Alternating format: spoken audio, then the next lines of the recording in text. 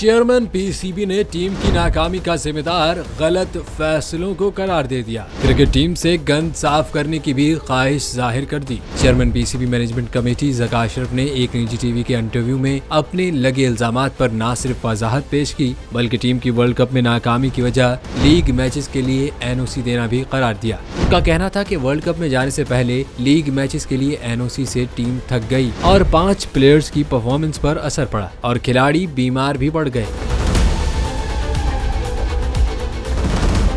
ज़का अशरफ ने दौरा भारत से मुतल्लिक कहा कि जय शाह ने बहुत इज्जत दी। जय शाह ने मुझे 2-3 दिन पहले भी टेलीफोन किया और कहा बाकी चेयरमैन से भी मिला, लेकिन आपसे मिलकर बहुत अच्छा लगा। उन्होंने वाज़ेह किया कि दौरा भारत में उनकी फैमिली अपने ज़ाती खर्चे पर गई थी। उन्होंने पाकिस्तान टीम को तनकीद का निशाना बनाने वाले पाकिस्तानी सहाफ़ियों और आवाम से दरख्वास्त की कि पाकिस्तानी टीम को वर्ल्ड कप के दौरान तनकीद का निशाना बनाकर उनका मोरल डाउन न करें।